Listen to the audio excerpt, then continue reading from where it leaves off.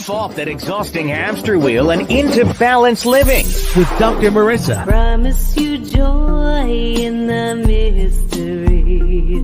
Dr. Marissa, also known as the Asian Oprah. Her mission, to be a beneficial presence on the planet. Her purpose, to be your personal advocate to live, laugh, love, learn. Her life motto, don't die wondering. Take back your life with Dr. Marissa Pay.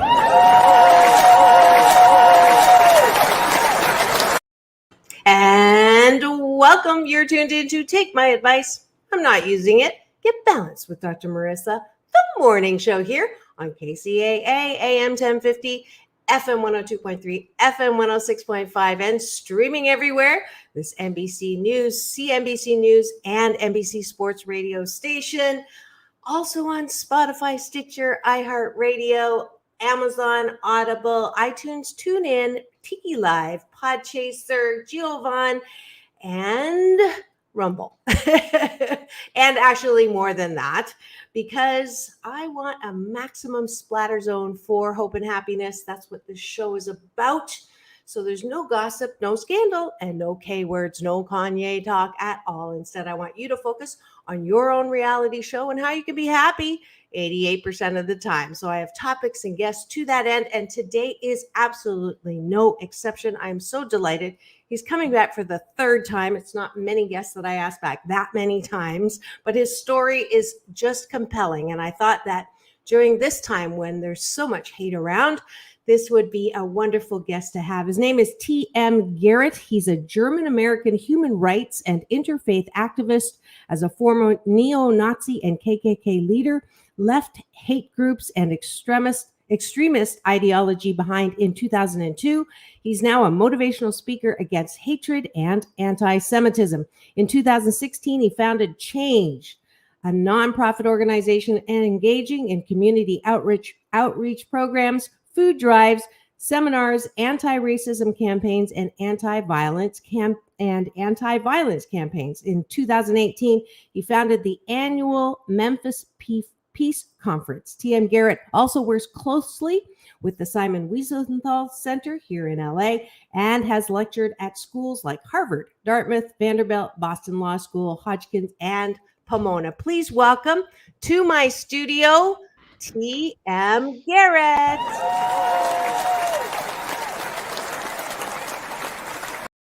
And I'm so happy to have you here, T.M. Good morning. Thank you so much for having me back. I'm so delighted. I'm so happy. It's a wonderful morning here south of Memphis, and I'm so grateful to be on your show for the third time.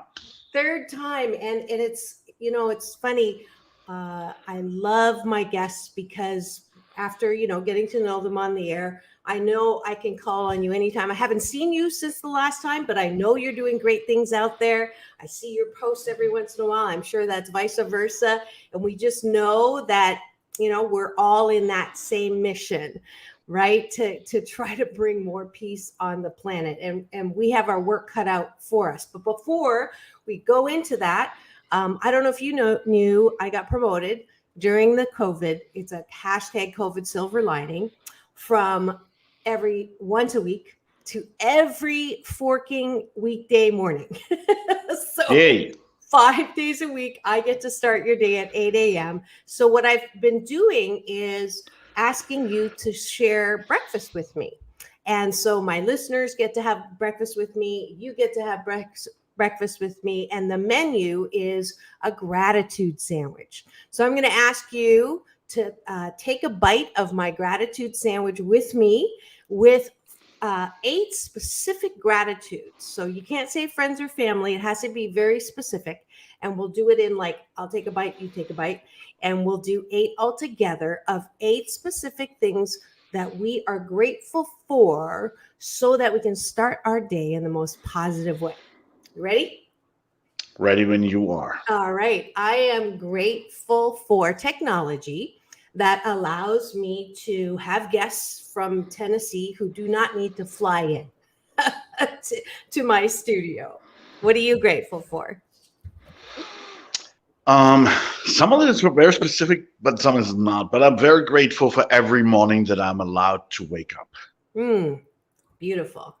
I am grateful that I have plumbing, indoor plumbing, that I can go and use my bathroom every morning. And not everybody has that ability or I wouldn't say pleasure, but capability to do that. And you're grateful for? I'm grateful for my wonderful wife that wakes up every morning with me, because too often in our lives we take things for granted, and I learned not to do that. I'm very grateful for her. Beautiful. And I am grateful that I am a multitasker, so I can put something beside your name that I get to do. I juice my life. That I like to do as many things possible, because I know if I don't do them today, I never get this day back. You're grateful for? I'm grateful for the second chance that I received in life and that I'm allowed to use that chance. Beautiful. And last one, I am grateful for the really yummy food in life that I get to taste, which is why I don't want to get COVID, because I'm deathly afraid of that, losing my sense of smell and taste. Yeah, it is. That is really not nice. I had it, so, but at least. Okay. Your last one? But at least my last is I'm grateful to be here on your show this morning. Oh, thank you. And there we have the 4 gratitudes on the top of the button. So what I like to do is encourage you at night before you go to sleep. And if you missed my question of the day yesterday, was how do I get better sleep, or how do I get to sleep? Please do go look at show number 731 on my free subscribe YouTube channel. Thank you for all of the compliments. People are trying it, so hopefully that will help. But before you go to bed, I want you to highlight the bottom of the button, which is 4 things that you appreciate about yourself. We don't grow up learning how to soothe ourselves, to compliment ourselves. We're told, don't toot your own horn, don't be all that, don't put attention on yourself. So that has created a generation or multiple generations of people who are walking around with their antenna looking for approval. Who loves me? Who likes me? Literally, how many likes do I have? Instead, I want you to exercise your muscle of self-approval. So we're going to do it the same tag team way. I appreciate that I am resilient, that all the bad things that happened to me as a child chiseled me into a stronger individual. So I can take it. I can roll with the punches. What do you appreciate about yourself, TM? I'm a bad judge of myself. Yes, if you look at my past, you can tell that. But I appreciate about myself that I learned how to be more patient. Great. When someone thanks me for being patient, I look over my shoulder to see who they're talking to. That is not one of my qualities. It doesn't work all the time, but it's getting better. I appreciate that I have a good sense of humor. I appreciate my sense of humor as well, as long as people understand that kind of humor. Yeah, absolutely. I appreciate that I know how to make myself laugh, even if nobody else does, because laughter is my favorite sound on the planet. Go ahead. I appreciate the version of myself that I'm today. Beautiful. And last one, I appreciate that I am disciplined. I've lost 26 pounds since Valentine's Day, and I've put the work into it, and I'm grateful that I do know how to change what I don't like. And congratulations for that. Thank I'm you. working on this, and I'll tie straight in there. I appreciate myself that I'm unfortunately a very good cook, And this is part of the problem because I don't have the discipline to lose the weight that I want to lose. But you have to die one death, I guess. So Beautiful. Well, you look great. You look exactly the same. And I think that concludes our breakfast.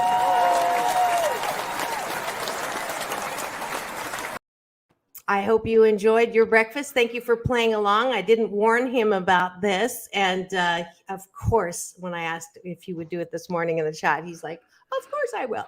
So thank you for playing along. And now let's catch up. How have you been? What have you been doing? The last time that and hello to John T. I am able to, by the way, if you are listening in the car, don't try to do this on your phone. But if you're listening at home, you can actually chat with us and ask questions of TM and make comments just like John T. Hall did. And I think John T's a Harlem Globetrotter, by the way. Do you know that group? Yeah. Oh, absolutely. Yeah. So you can chat on my YouTube channel as well as my Facebook. So one of the beautiful things about technology is the ability to stream on multiple platforms. So you just don't have to listen because it is a radio show, but you can actually watch as well. All right. So let's recap. Let's do that first, because I think it's really important for those who did not listen to your first two interviews. And then I actually replayed the first one last week because of something you had said there. But let's go back. And you had risen to the ranks of?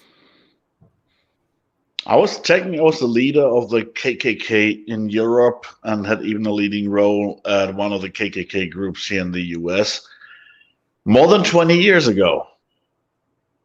And now I'm here talking to you.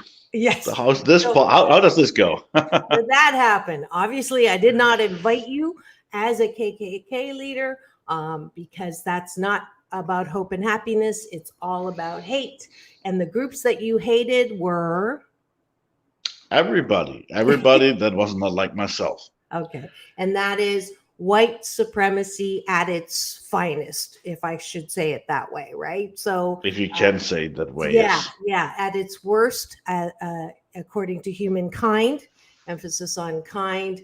But you're just going to have to listen to the interview, the first one where he describes growing up.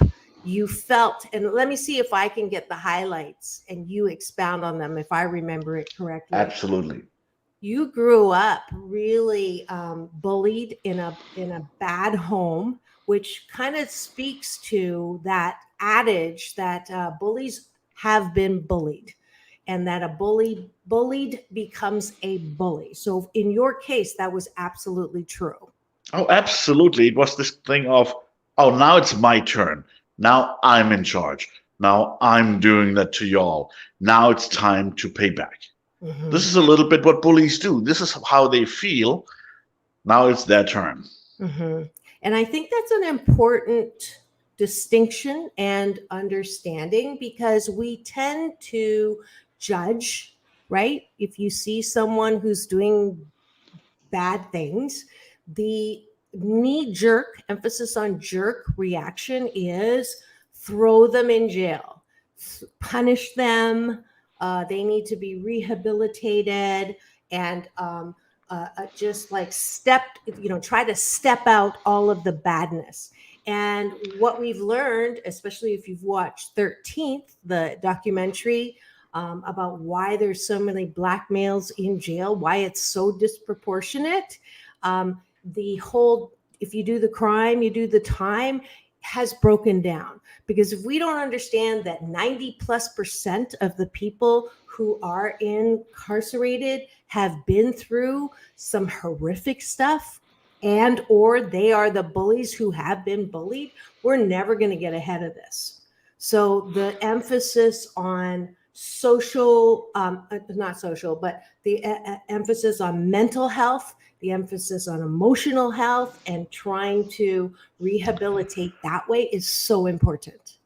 And you say something that really important. I talked to somebody else, and it was also a former, he was a member, actually the spokesperson for the Oath Keepers, that are actually partly the leader of the Oath Keepers is on trial right now because of January 6th. And that person, we interviewed him, and he was the spokesperson. And he was literally saying for a moment, well, all these people are mentally ill who are in these movements. And I said, yes, that is right, and that is wrong. And when we talk about something like mental health, we always think of somebody who is mentally held back or mentally limited, who is born with some sort of disability. Well, this is not what it is when we talk about mental health. There's people that are perfectly fine until they're 30. They go through some trauma, for example, through a bad marriage, through whatever it is. And this trauma can cause mental illnesses. And that doesn't mean that somebody is mad, that they need to be in a sanatorium, never be let out, you know. I think that when we talk about these things, these mental health problems, that these are mental health problems that developed, and like anything else, chemical imbalances and whatever, and influences in life, it can be reversed. So we can work on these mental health problems. And this is if somebody says white supremacists are all mentally ill. So I say, well, this is right and wrong. Wrong in the case that is they're all born with a mental disability. No, that's not what it is. They were born just fine. They developed into this mental illness, and their social output is what we can see, because they see all these problems and they have the wrong output for that. Mm-hmm. And this developed mental health problem, because when you're in these movements, you are not happy. And talk to a doctor, talk to a psychologist. This is what happens when you have a mental health problem. This is when you become daily, steadily, permanently unhappy. Then you have those problems with yourself: depression, anxiety, paranoia. And believe me, when I was on the height of my career in this white supremacist movement, oh my God, I was the biggest paranoid person ever. I hid my computer under my mom, who lived next door, under her staircase. So if the police comes the next day and raids the house, they couldn't find it. I was going to bed and waking up with that fear that our enemies are taking over, that they're coming for us, and so on. We have to take care of this. It was a daily struggle. I was always like, you were always on the fringe. You were always like, it's gonna happen. We don't know why. Maybe tomorrow, maybe now. We don't know why. And you can't be happy with that. It's actually a sign for a classic mental health problem, and that's exactly what it is. And this is what we can work about. And if I can say something else, Yes, you said please, that please. you said about what do we do with people, send them straight to prison. And we see this right now, January 6th. It's all over the news, depending what side you are on. You see different news, but this is not, you see them there and they're defending themselves, why and whatever. But at the end, I say they have committed a crime, which means they need to be legally punished correctly. Correct. It doesn't have to be way over the top. The thing is, that's what happened to me too. When I did something as a teenager that developed into my mental health problem, and then becoming a white supremacist, was also I got legally punished, but almost always followed by a social punishment from society. It is like you've got the stigma on you all of a sudden, and people say, oh, people can't change, right? So you get that social punishment all over again.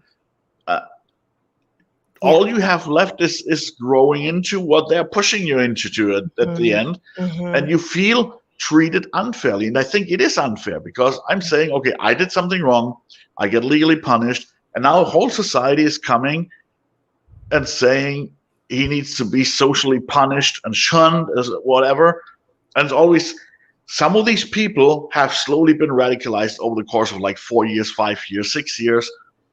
Look, if you walk 10 miles into a forest, it takes you 10 miles to get out, which means they've been slowly radicalized. That means they will de-radicalize slowly too, with professional help. It's a little bit faster. But now we have all these voices. When somebody changes, when somebody has only a little change, It's too little and too late. And I think this is a horrible statement, because I wouldn't be here if that would be true. And if you talk also to a psychologist or a therapist who's working with people that come out of environments like that and maybe substance abuse, they know, again, if you walk into that 10 miles, it's 10 miles to get out. It takes a little bit. Brilliant analogy. Brilliant. I'm so glad I had you on. I thought we were going to talk about, some things, but this is even better than I thought, because really practical things. Yeah. The whole, let's go back to your first point, the social punishment. So you do the time, you do the crime, you pay the time. So people serve, and you're absolutely right. When they come out, they can't get a job because it's a mark on their life. And so it's like, well, I did the time and I'm being punished again. So therefore, why don't I just skip to what you think I am and do something bad, or do something, and then that hatred grows, and we help contribute to that mental breakdown at some point. And when we highlight shooters and people who are committing these crimes, it's almost always there's some kind of damage. Not saying, I absolutely think that assault rifles and all of those things have no place in our country. I can't say handguns because of the amendment, but broken mental states plus assault rifles equals what we have today. So we cannot throw the baby out with the bathwater. Whatever rehabilitation approach we're using is not working. And we have to remember the 10 miles in and the 10 miles out. I will never forget that. That was really so important for all of us to understand, as well as anything that's going on. If you can't change someone's mind about something on the spot, it's because it took them 10 years to get to that. And there's another reason as well. And you said it, if you can't change somebody's mind. And this is the big problem. If you're looking at this environment, and often it's political hatred that we're seeing, even racism and other, that's often politically rooted as well, or religiously as well. But let's stay politically, because this is what we see here. Blue and red, the left and the right, and they're, the libtards and the Trumpsters, whatever they call each other, MAGA. And there's part of the problem, the dehumanizing. And this is how we go in conversations. Just imagine you have Joe and he's a Republican and Jill is a Democrat. They go in this conversation. They already have in mind what you said. How can I talk sense into the other person? And this is why it's not working. Because if you have a spouse, whoever's listening, if you have a spouse and you sit down with your spouse with the mission to convert your spouse to prove I'm right and you're wrong, guess what happened? Well, guess what happens? Divorce. If you do that over and over again, you will divorce. And this is what happened in this country. This is why it doesn't work, because if you only listen, trying to prove your point, you will not agree on anything. You will sit down, you will not listen to the other person. And a great friend of mine, Daryl Davis, said it. We have forgot to have these conversations. We have to relearn the art of civil discourse. Of what discourse? Civil discourse. Civil discourse, yeah. We have to relearn this art. And this means also listening. Mm-hmm. And let me give you one example. I'm a storyteller. I love that. And one thing that ties in what I said before, and also the 10 miles into the forest. The thing is, when somebody's on the way into this forest, to be a forest of hate, forest of whatever, in their own darkness, okay? When they're on this way, for us, we can see that. For us, they're in a box already, because they have done something at the beginning on this journey that we label them as whatever they are. Mm-hmm. And we that is what we do. We label. Yeah. We label. You can label, oh, TM is a German. Oh, Marissa is Asian. Oh, TM wears glasses. He's a male. She's a female. So you start labeling from things that are obvious. And things are obvious too. For example, somebody puts a swastika somewhere, paints it on a wall. Looks like an anti-Semite, right? looks like a duck, walks like a duck, quacks like a duck. It is a duck, right? Yeah. So we put that person in a box. Oh, that's a Nazi, an anti-Semite. But we don't know where they are on their journey, these 10 miles into the forest. I call it stages of radicalization, because we put them in the box with this label and we don't see the human being anymore. Now, let me tell you the story. And this clears everything. That, when I'm going and lecture, and I'm going around the country. I will be in LA, by the way, on Wednesday. Oh, really? What are the chances For Wednesday of that? through Sunday. So whoever wants to see me speak, I will be at Temple Sinai on Wednesday night. Look it up. Google TM Garret and Temple Sinai. Okay. You may have to sign up there, but I will speak there and have a conversation with the rabbi. It's the biggest conservative synagogue in LA. Really? And I will stay a little bit longer. Maybe you have the chance to see each other and meet up. Yeah, that would be awesome. Now, Erasing the Hate, it's called. Correct. And so while I was lecturing and going to all these communities and telling them about hate and telling them how I changed my life and it brings people hope, and this is all fine and dandy. And there's actually two stories. Let me try to tell you them. I dived into the Jewish community in 2018 and started getting to know Jews that I actually didn't know anything about Jews. I all thought they all wear black hats and a black long coat and eat gefilte fish all day long. That's just what I thought. And then I met them, and they're just a community, just any else, and they like chicken and fries, just like me, And the first time I went to a synagogue, not to lecture, but for a service. That was here in Memphis. So I attended. I didn't know the congregation. I just had met a rabbi. And at the end, somebody asked me, TM, how is it with anti-Semites in Germany? How is anti-Semitism there? And I was like, I'm always proud to tell that Germany has done a great job making up for it and reflecting and atoning. Said, you don't have to be afraid of Germans anymore. And I went home. That was Yom Kippur 2019. Highest holidays for the Jews. And I went home. Next day, I turned on the phone and see that a German neo-Nazi had attacked a synagogue in Germany. Ooh. Ooh. And I felt like a liar. Ooh. But I also had another feeling. I was like, hey, wait a minute. Yesterday, I was sitting in the synagogue with this Jewish community, with this congregation. I was wearing a kippah. I was reading the transcript I had the transliteration, so I prayed in Hebrew. Said if somebody would have joined would have entered the synagogue violently to kill everybody who's inside just because they're Jewish, I would have been one of the victims. And that was a creepy feeling, because for the very first time in my life, I could empathize and walk in the shoes of one minority that is afraid and doesn't feel safe just because of what they are. Always until then, I felt sorry and could show empathy, but I couldn't empathize. I wasn't black, I wasn't Asian, I wasn't Jewish, I wasn't Muslim, but all of a sudden I would have been dead. And that was creepy, and I didn't have a solution.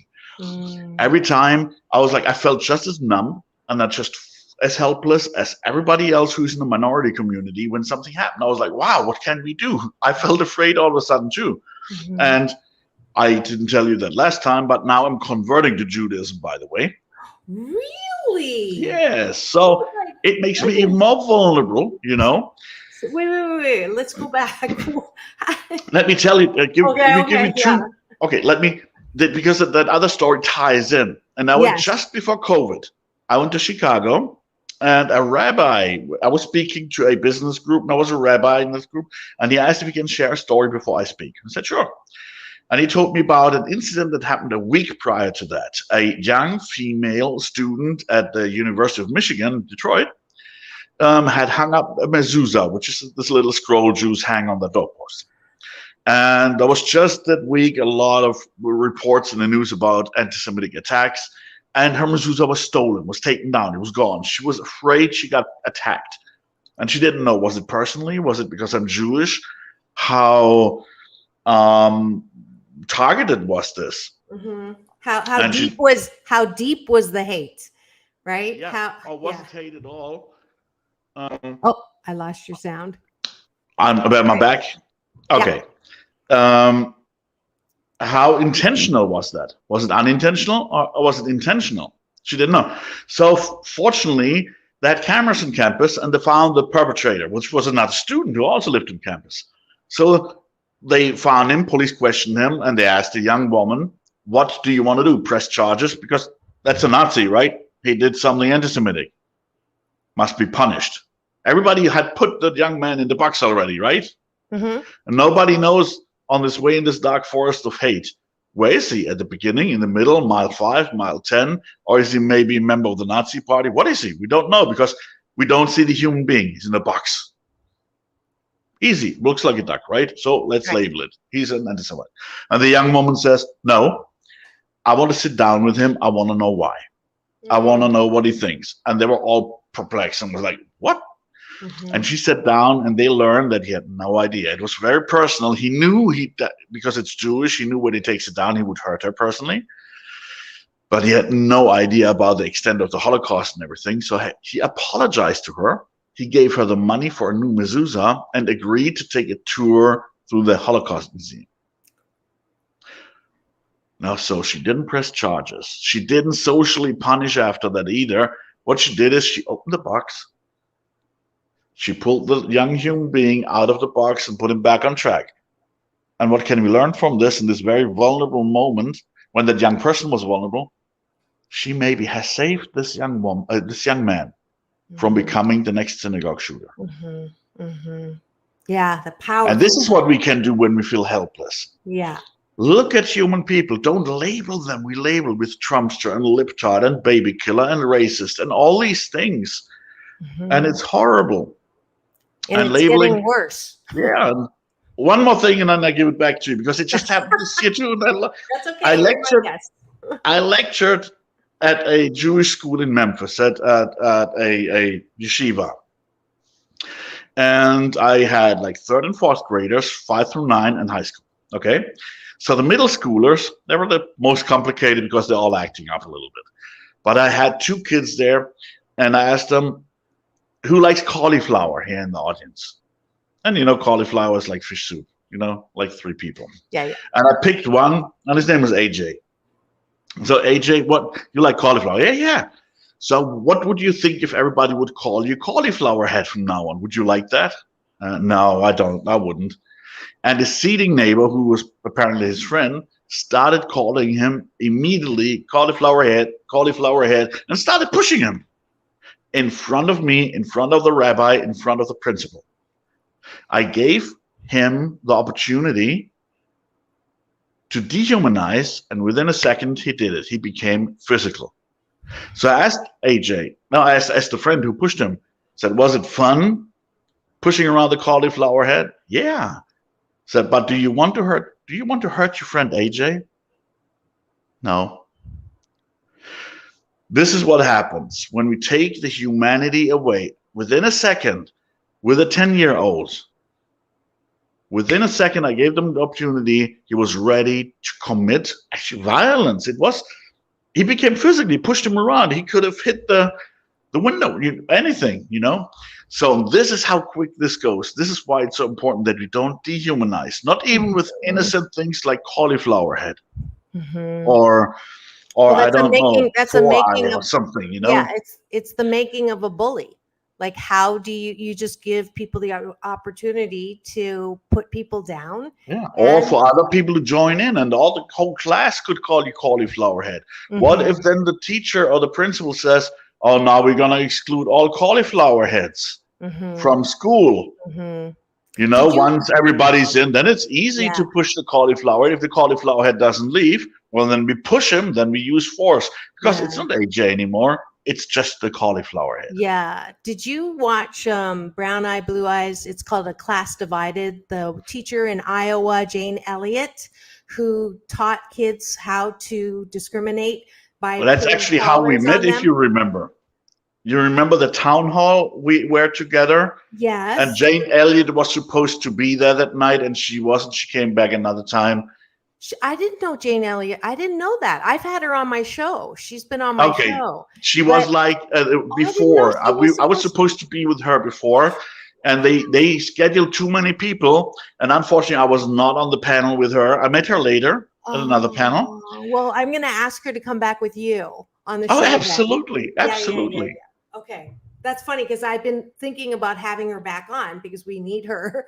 But it's exactly what she did too. Give the opportunity with this experiment, brown-eyed, blue eyes, and the brown-eyed kids automatically did worse in school. Given the opportunity and make them feel less valued. Yeah. So if we know so much about human dynamics and why do we do what we do? Like, because we're humans. That's the problem.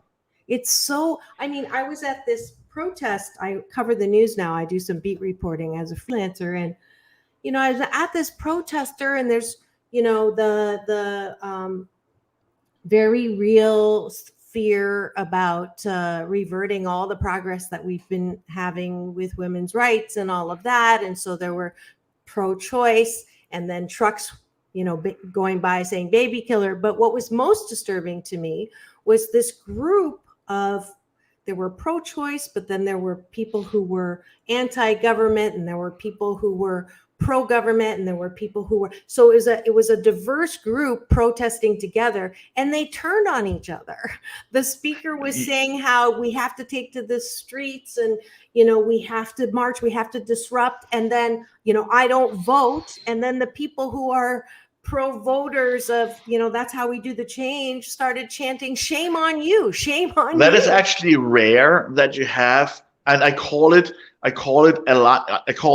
unholy alliances that sometimes happen when people that are actually of contrary belief come together and protest together or join a common cause because of the smallest common denominator they have.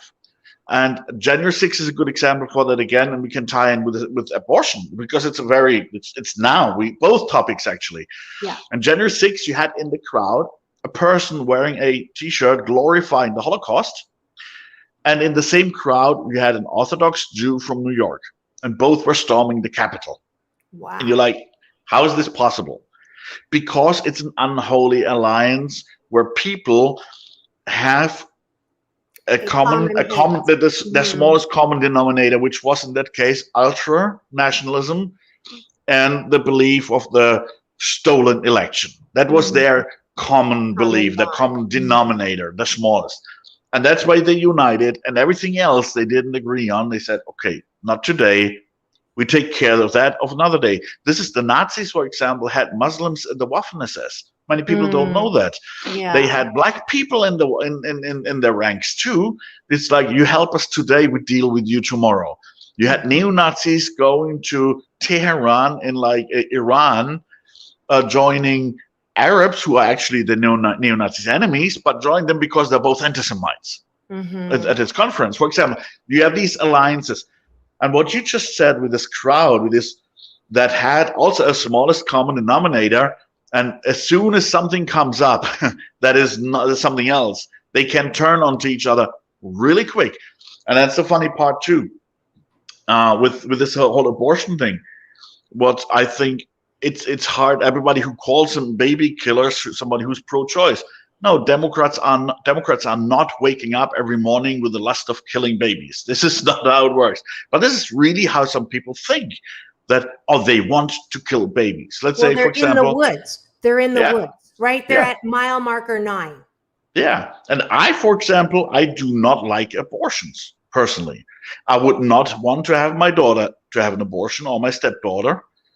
But at the end, because I think it's wrong, that's me personally, but at the end, it's not my call. At the end, it's her call. Whatever she does, that's what she will do, if I agree or not. Yeah. And this is my social output. This is my output to it. And I was talking to a family that was struggling with their child. She had actually three kids. And one of the kids was extreme. She's a very liberal person. And her son, almost 18, around 18 at the time, was influenced by the divorced father, who was a very far right-wing person. So, of course, then the red button is abortion, right? Right. And this is where he called his mother a baby killer and libtard and so on. And so I said why don't you sit down with your son and explain to him? So I asked her, actually, so you're pro-choice. I said, are you for abortion? Do you like abortions? She said, what question is this? And I said, just answer. I said, of course I don't like abortions. I said, does your son know that? because he thinks you do. Uh-huh. Have you ever talked about it? Because you only have talked about him about that his standpoint is wrong.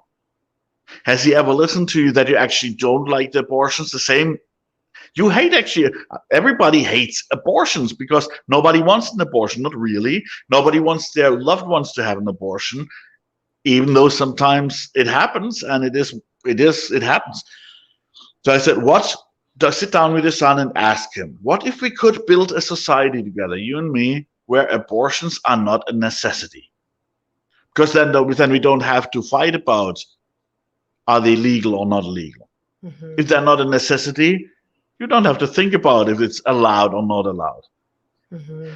And why don't we work on this society and solve these problems that lead to these unwanted pregnancies? I mean, there's a lot of other things too, like rape, like this. You know, I know it's a bigger problem, but if we have this conversation with somebody who's pro-life and the other side is pro-choice, however you want to call it, however they call it each other, you know. But why don't we boil down and have the conversation on this level? Hey, actually, you know, I'm not a baby killer. I hate abortions just as you. Mm-hmm. Even if you're pro-choice, you still don't like it. And this needs to be made clear that the other side understands. And all of a sudden you come, oh, we have that in common too. I didn't know that. Mm-hmm. And all of a sudden you can go from a baby killer to another level, you know. Mm-hmm. And this works with everything. This works literally with everything. Go a little bit deeper in the conversation. And we have to relearn the art of a civil discourse. And that includes listening. And yes, if I'm a pro-choicer and I'm talking to a pro-lifer, how they call themselves, there's again this, I need to talk sense into them. And I need to talk sense into them because they're murderers, right? And if not, they get punished. And we're not listening. We're probably yelling at each other. Yeah. Never ever in history has yelling changed anybody's mind or opinion. Yeah. Never. Yeah. Listening, and that is such an important point, which is one of the reasons why I replayed your interview, is I remembered you saying that how I could not have come out of the forest of hate. You didn't use those words, but if we're meshing the three shows together.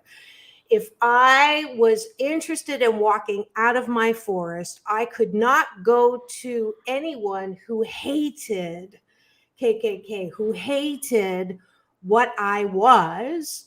There was no hope for me to understand that I could actually move out of the forest. And that is so important for all of us right now when we hate so much. There's so much hatred out there. There's so much division at every level. The labels are so strong. We don't see the people. We can't get into that civil discourse. And that's why I brought you back on. And but you not only made the point, you made so many other points. And as usual, TM, you are the only guest that we can go the entire time and forget to take a break. And it's already the last 10 minutes. This is why he's on third time. This would have been the second time, but we ran out of time again. So that just means we'll have to have you back, because I didn't know of your January 6th involvement with the founder of the Oath Keepers. And so I want you to go, let's circle back to that. Well, to make sure, I was not involved. Like the organization I'm working with right now, the International Center for the Study of Violent Extremism, we interviewed former extremists and we interviewed the spokesperson who was involved. Right, afterwards, right? After the 6th. Were you able to have the civil discourse with him? And would you say that he was, like you're saying, one of the people who, may not have been so radical, but because of the labels, because of the, walk into the forest, he got to that point of mental paranoia, mental, that extremism that you talked about earlier? Yeah, it's always the same. That people, when people get radicalized, in this case, it was the same. First, you get fed a personal truth, a subjective truth, something that is true to you in this case. And this could be the best example is actually something that has nothing to do with that. To explain it, if you and me are talking about temperature, we can look at the thermometer and it will say, let's say 72 degrees. And this is a fact. This is an objective truth. But there's two other truths. Is it hot or cold? What would you say? Is it hot or cold? Warm. I would say it's hot. So but many people, if it's more contrary, you could say, won't say I'm freezing, it's cold, I am hot, I'm sweating. But objectively, it's 72 degrees. Got it. Now, even for you, it's warm, but I'm really hot right now. So we have a different perception of these 72 degrees, right? Yes. Uh-huh. Who's lying? You're me. Always you. Is it warm or hot? I'm just kidding. It can't be both, or it can't be cold and hot. Yeah. Well, so who's lying? You're me. Neither one of us. See, and this is what I say. We both have this perception of the objective truth. Yeah. And it's our personal subjective truth. We have this perception of the objective truth, which is the fact, 72 degrees. Yeah. And our personal subjective truth of that, the perception, is I'm cold, I'm hot. These are contrary things, and we both are saying the truth. Yeah. And therefore, you have many people, they're stuck there. That's their feelings, their perception, and they get fed with something that they already believe in. All right. The election was rigged. That's the example. And that's also based on something, a little thing that is true, that looks true. Oh, they're saying the truth. So that becomes your trusted source. And you believe more and more and more. And when you're asking if I was able to have this civil discourse, yes, I was. You know why I was able to do this? Because of my own choice. Because I chose to listen.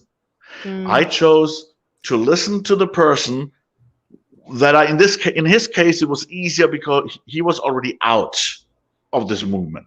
But even if I talk to somebody who is a diehard defender of his opinion still, I would still listen to his opinion that I think is wrong, but I would still listen and show him the respect that I wouldn't just hate him back. This is the problem. We hate back a hater. This is what we all do. We hate haters.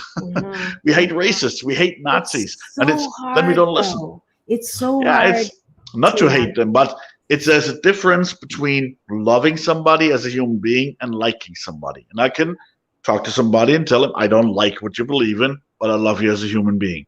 Yeah. And I listen to your belief, even though I think it's wrong. And I listen. And that person might think, oh, gee, he's not like all the other libtards. Why? He's listening. He's not hating me back. That confuses those people. And I listen. And that lowers their guards, their barriers. And all of a sudden, because I was listening, maybe we can share a funny moment, it gets softer. And these people are more open to listen to what I have to say because I showed the respect to listen to what they have to say, even though I told them I think it's wrong. But you have the right to share your thoughts. And I will listen, and I will share mine, and then they listen. That's new language for me. Subjective truth is an important part of the civil discourse, is acknowledging, because I am, normal in the sense that if I hear someone is pro-Trump and believes that the election was rigged and believes that Trump is a good leader, my knee-jerk reaction is, are you kidding me? Did you not hear him talk about the empty lot? About the locker? Do you hear what he does and his views on women and blah, blah, blah, blah, blah. And I unfriend that person on my social media, or, I just write them off. That's been my knee-jerk. But when you do that, you have lost every future possibility to influence a person in a good way. Because as soon as you took the action, unfriended them. Yeah. And the other person will think, look at the libtards, they don't want any conversation. They just block me because they know I'm right. Yeah. You know what I mean? Yeah. And I have a couple friends on my Facebook. Social media is tricky because you get in conversations and fights with strangers that you would never have this conversation, and it's a time thief. Yeah. In real life, you wouldn't have it. Also, I live in North Mississippi, just outside of Memphis, in Holly Springs, which is predominantly black, and there's a lot of sometimes racial tensions because the schools are kind of segregated. It just happened that way, and there's a lot of discourse about that. And of course, you have more right-wing people, some left-wing people, or Democrats, liberals, and conservatives and Republicans, and so on. And they bash each other on social media and call each other words. And we did it just when COVID in 2020, when it got a little bit better in summer and fall, when you could at least get together a little bit. We made the experiment and got some of those people together on a radio show or in a neutral space. And you know what? Once you put them in a neutral space and they see each other, they meet each other, they have natural, organic conversations, and they don't call each other baby killer. Because if you and I, let's say we call each other baby killer and racist and whatever words, it is so easy here. It is harder here because we see each other. But on Facebook, replying, and then you have your peers who press like and share, this instant gratification makes it even harder or easier to actually call the other side out and call them names. But as soon as these people sit together, they don't do that anymore. They realize how stupid that is, calling each other names. Part of the reason is the anonymity is gone. Yeah. Even though they might know each other in person, but the anonymity is still gone. And also, you don't have these friends on both sides. And both sides do that. The liberals do it. The conservatives do that. Clicking like, clicking share. Yeah, you're right. Yeah. You showed them. Yeah. You showed them. Yeah, absolutely. And as soon as this, we have people are gone. 2 minutes left. And I'm not going to take a break because it's too late for that. But I just absolutely want people to know how to find you, follow you, learn more from you. How do we do that? It is tmgarret.com, and my handle on all social media is also tmgarret. TM and Garret with 2 R's and only 1 T. And if you Google me, you'll find all of them, and you probably can put it on your website too. But it's easy to find me. Even if you mispronounce it on Google, I will pop up. I promise you. Follow me, friend me on Facebook, Instagram, Twitter, or send me an email. Get in touch with me. I'm more than happy to reply. Wonderful. So tmgarret.com, tmgarret all over social. If you're in LA, go look at the Sinai Temple where you're going to be speaking. Yeah. He also has a TV show that we didn't get a chance to talk about, but we have to meet again. Interviewed. Yes. So what I'll do is I'll put that on the show tomorrow when I do the callers, and that link, I'm going to go look for your Oath Keepers interview. I think that's super interesting, but we'll definitely have you on again because you have nothing to say. Sarcasm is another service I offer. Thank you so much. You've tuned in to Take My Advice. I'm not using it. Get balanced with Dr. Marissa, the morning show with peace activist T.M. Garret gave us a lot to think about and to follow. Peace in. Do this. Remember this, TM. Peace in. Peace out. World peace through inner peace. Peace and love.